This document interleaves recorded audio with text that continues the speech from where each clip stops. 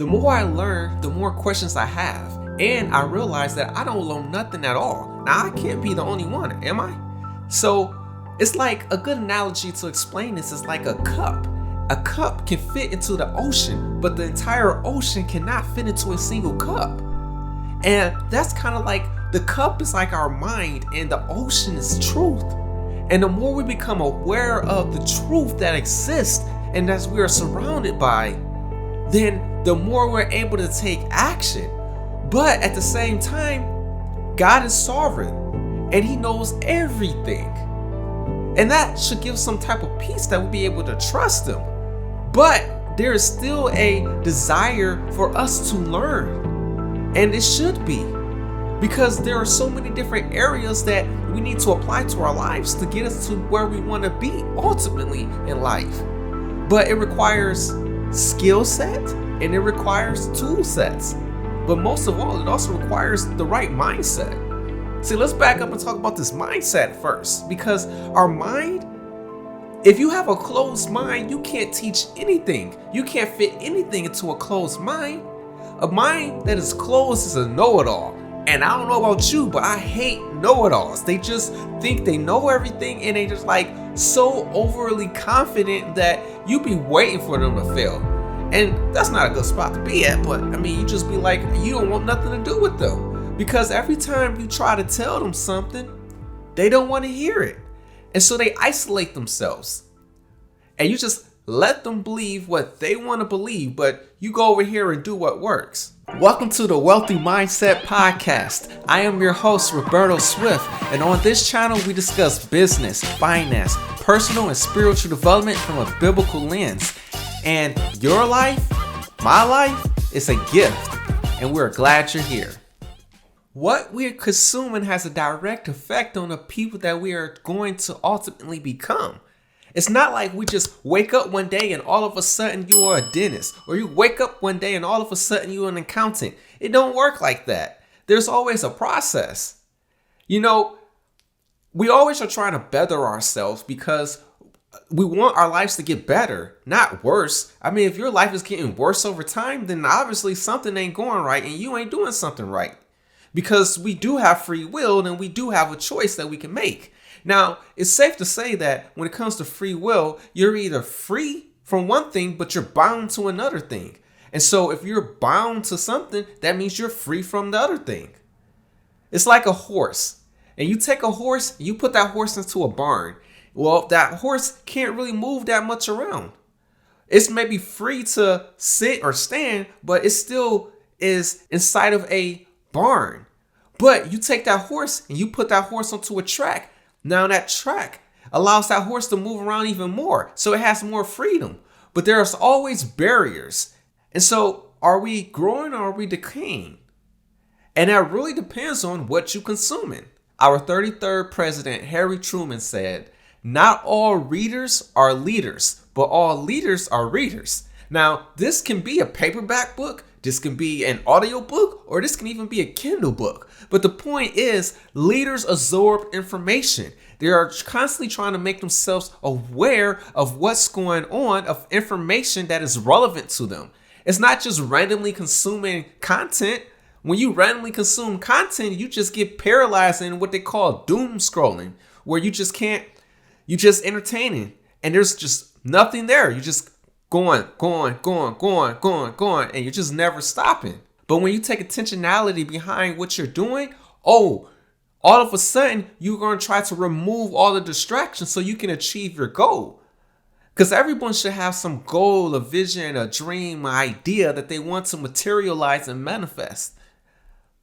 Because we are by nature creative. And how we express that creativity depends on the individual. Compulsory education is state mandated schooling where you are forced to go to school. Now, sure, you want your kids to be able to develop and grow. But the question is, who's in charge of your education? Are you in charge of what you're consuming? Or is somebody else in charge of what you're consuming? You know, it makes me think of like natural flavors. Natural flavors, they taste like an apple, but it's not a real apple. It tastes like a orange, but it's not a real orange. They're chemicals that were manufactured, combined together to taste like something that is actually not. That's called a deception. And so simply taking somebody's word for something is not the same as actually knowing the truth. A little bit of research goes a very long way. And we have access to so much information today that it's not an excuse anymore not to know something. It's as if the internet is an extension of our brains. Meaning that if you don't know something, that's not an excuse not to do something. Just look it up. Figure out someone that already has done what you're trying to do. Or commit to it and then figure it out along the way. It's the question of ask who, not how.